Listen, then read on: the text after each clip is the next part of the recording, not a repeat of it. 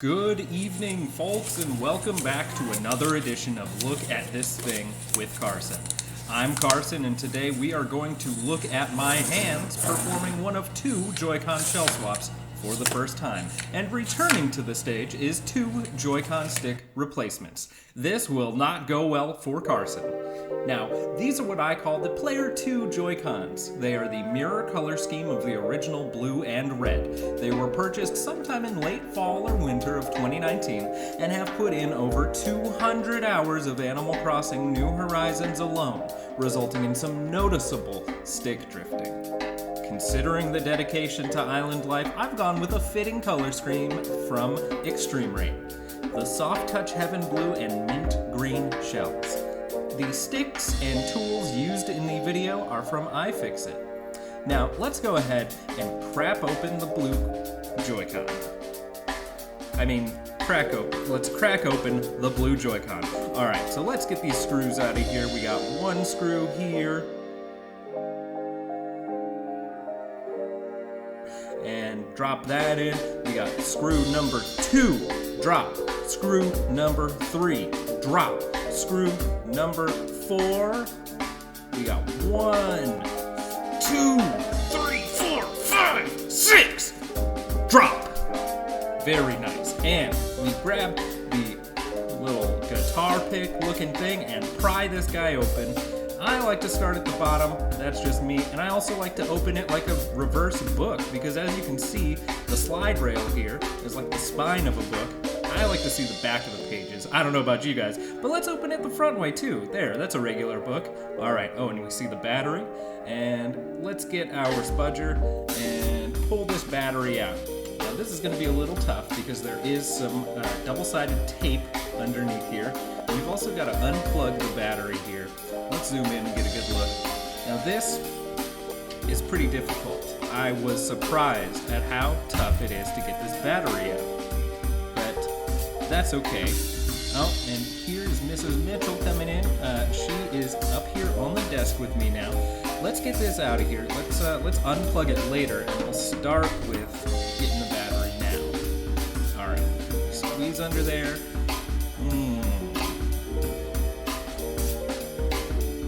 Let's see here. What can we do to get this thing out? Let's take it out of frame so we can get a better look at this. Alright, we'll get that guitar pick going again and pry underneath it.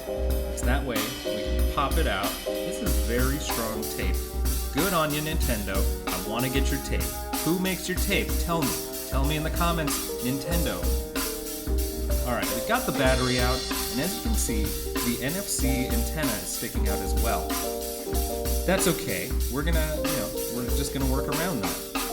Now, next up, we've got the plug here for the antenna. We'll get that out. Look at this little guy, little piece of string. Yeah, that's it. Alright, we'll put that away and move on to getting the middle section out of here. We'll switch screws here, switch screwdriver heads. Back to the old Phillips, we were using the tri-wing screw head before. Now let's get these 3 screws out of here that are holding the middle section of the shell in. And drop number 2 there. And here comes number 3. Very nice. Drop. And we pull this thing out of here. Ooh! Baby, look at those circuits on that freaking board, and we got a stick and some screws. Look at those. That's what we got coming up here. All right, let's just fade into what we got to do next. We got to pop this switch here. Very nice. And you always want to be careful with these tiny switches. They are very durable, but they are easy to break. And we'll pull out the middle section that's holding the ZR button. And that was the ZR switch we unplugged. There we go.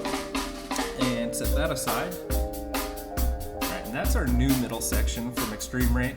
And we are also going to be unplugging the stick here. And let's get a good look at that.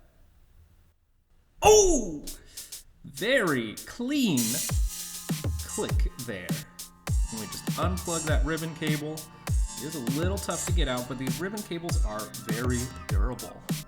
All right, and we unscrew the stick. We got 2 screws on the stick here, very easy to do. If you're ever going to be working on a Joy-Con, I think working on the stick is the easiest thing. And if you are working on it, if you are opening these up, that R button and the L button, they love falling out. They're easy to replace, but they fall out all the time. And let's just push this in through the front, out the back, just like our food every single day when we digest it. That is a yummy stick. Now this one, the issue with it is that it drifts a little bit. It still works. I'm gonna save this just in case something happens. Let's rip open this new iFixit Joy-Con stick. Ooh, tough to open. Let's just cut it. Yeah, very nice. And we just get that out. Look at that, brand new Joy-Con stick. It's that easy. Look, if anybody can do this, it's you, because I don't know what I'm doing, and if you can see me doing it, then you can do it. You just need the tools. That's all it takes. These weird, tiny screwdrivers. That's all you need to do this. Now, wait a minute here. What is this? What is written on the inside of here? 98? 86? I swear on my life, I did not write that in there. That must have been when they were manufacturing it. Some kind of message, I don't know, but maybe it's just a note. You know, this is the 86th one they were working on that day. Now let's put that button there. That's the release button for the Joy-Con. We still have this battery plugged in. We are eventually going to want to unplug that. But for now, let's start with framing up the slide rail here. And we are... What is he? Okay. All right. Yeah, we'll frame it up, then slide it over. Let's get those ZR or SR and SL buttons out. These are the shoulder left and right buttons that are on a single Joy-Con along the slide rail. We're going to switch these out from the original blue to a black. That way we have no notice of the original hardware being there. Just be the new look. And we're trying to get this rumble motor unplugged here. Let's get that thing out. Come on. There we go. All right. And look at that. Another bit of double-sided tape, and my camera shut off. So let's just jump ahead to putting components in the new shell. Here we have it.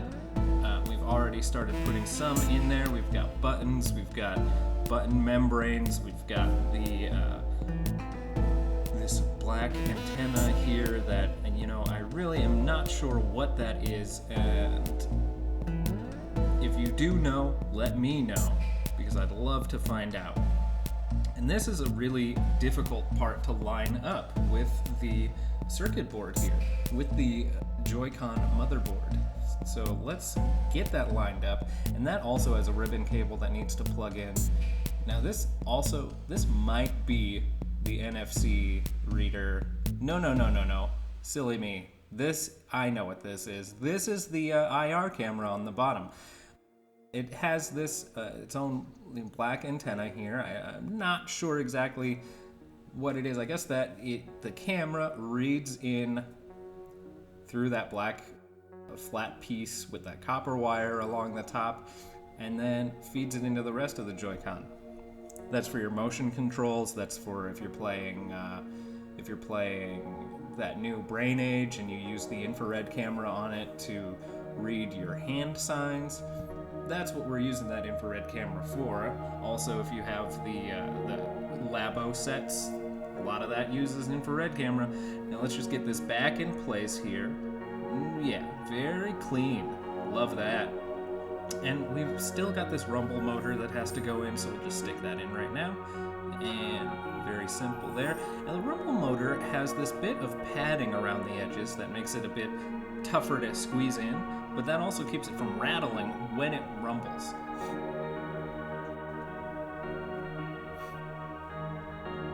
Alright, so we'll start screwing in the board here. And where do I do this? Yeah, right here. Let's do it. Alright, let's speed this up a little bit because we're just putting stuff back in. We've already seen it come out. And so we've got 2 screws. Is that 2? That's 2. 2 screws there. And that one is in there now? No? Yes? Let's do it again. Yeah. Alright. And there we go with those 2. No, still working on those 2. Took one out. Okay. You can never be too careful with these screws. You don't want to crack the board. You do want to get a tight fit on these, but you also don't want to strip the screws. Ooh, and there is the rumble motor. Let's just plug that in real quick here. Yeah! Ooh. Ooh, ooh. Yeah, poke and prod me. Yes. That is what I like to see. And now we're putting the battery back in. This part proved pretty tough as well. But we are going to line it up and we are going to press that in with the tweezers, and then we are going to give that another little press with a finger here in a second. And once that's in, we can start looking at that middle section. There we go. Battery is in. It's powering the controller right now. I do have the Switch console turned off, just like my camera is about to be. But out of frame, I'm trying to make the ZR button, I'm trying to take the ZR button out of the shell right before I break it. And I did get it unlocked, and there it is. We took it out, there's a spring, and there goes my springs. There are 2 springs, they're wrapped together right now, but let's just uncoil those. And 1, 2 springs. Love those. Now this is the ZR button. This is my mortal enemy. If you ever work on a ZR button, you are going to find out that this micro switch on this button here is freaking weak as heck. Just the wrong amount of pressure and you're going to break it. So I'm being very careful here to place it in. And let's screw it back in as well. And there we go. And now I do want to mention Extreme Rate sends their shells with a screwdriver and a set of new screws. I am not using those now. I wanted to use as much of the original hardware as I could. I kept a lot of the same buttons from the blue Joy-Con. I liked the look of the white printed letter buttons on the new blue shell. It matched really well with the back of the shell, so I just kept those on. Now we're putting the ZR button back on here, and that was another thing, was their ZR buttons had smaller letters on it. So I kept this one, it had a bigger letter, or maybe it was the other way around, but this is the original ZR button that I'm clicking in here. And out of frame, I'm trying the new button, and we're gonna not use it. We're gonna use the original button here, and let's just speed it up a little bit. Let's get this thing on here. I'm freaking tired of watching my hands. I don't know about you guys, but this is daunting. This is difficult for me to watch. I had a hard time doing this. I had 3 hours of footage. No, it's a 3-hour project. Oh, there we go. We broke the ZR button's micro switch, and my camera shut off. Listen, sometimes this happens. There are replacement parts out there. Look at these Joy-Con sticks. I did order a replacement ZR button. It took 12 days to arrive, and when it arrived, I fixed it, and we have that footage for you later in the video, guys. Be stoked, because we're gonna frickin' fix it in the same video. All right, so we're putting in that new Joy-Con stick. Let's get that in there. Let's plug it in. Oh yeah, and we gotta close that switch on there. I hope we do it. We did it, yes, and we're screwing it in. We got 1 screw in, 2 screws in, and let's also move on to the next bit, which is the NFC antenna. And once that's in, we'll just press that in a little bit there, and then let's get to that footage I was just talking about of fixing the ZR button. It's 12 days later, as I mentioned. That was how long it took for it to ship and for me to get around to doing it.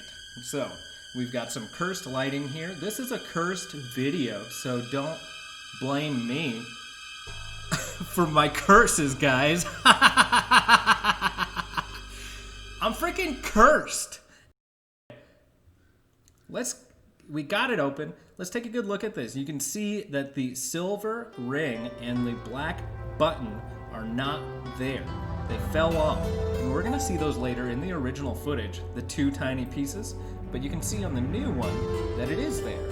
And that is really what it is. That silver frame kind of holds the black button up, and when you press it down, it clicks just like you want it to.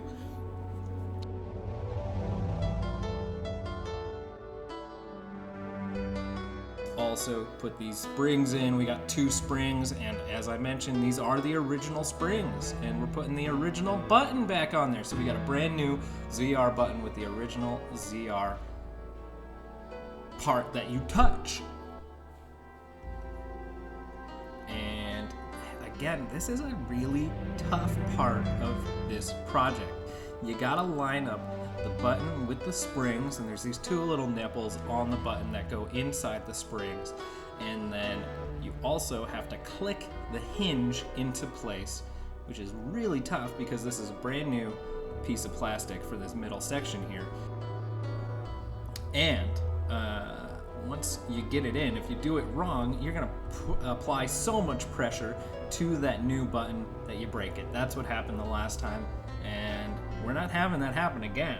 I learned my lesson, guys. I'm not gonna frickin' mess it up. There we go. Thumbs up, we did it. And back to 12 days earlier, where we finish out the project. What do we got coming up here? We've got putting the middle section in. We've got sticking the battery back in place. We've got a whole lot. There are the pieces of the broken button. We're gonna get a good close-up look at that there. Damaged button. I'm gonna set them aside for now. I end up throwing them away. What am I gonna do with them? They're tiny pieces of metal and plastic. I don't want them, you don't want them, toss them. All right, so we're getting that ZR button plugged in, the ZR button's ribbon cable plugged in, and then we get the R button back in place so that we can put that middle section on top of it. And it is kind of like a sandwich. You've got the outside of the shells, that's the bread, and the middle piece of plastic, that's like a third piece of bread if you're making a triple-decker sandwich. And then you've got the battery, that's maybe your meat, and your motherboard on there, that's your lettuce. And let's screw this in the middle section. It's got 3 screws just like before. And there you see all the buttons are working except for that ZR, because in this footage that is the old button. We are going to take a good look at the look of this finished product at the end. But before we get there, let's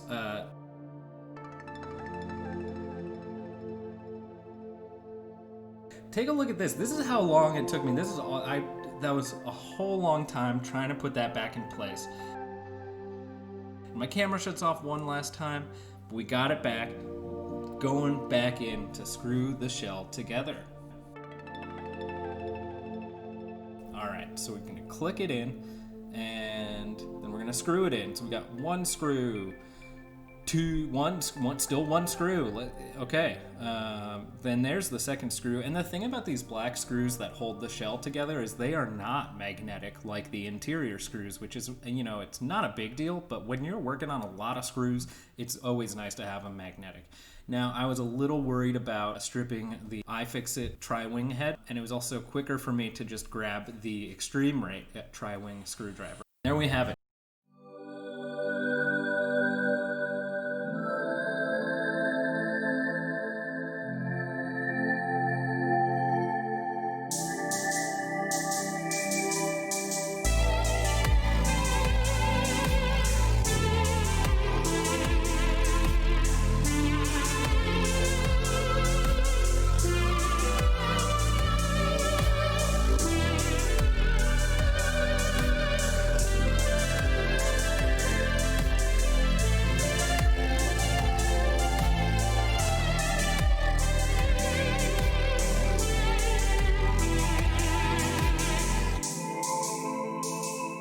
Thank you for watching.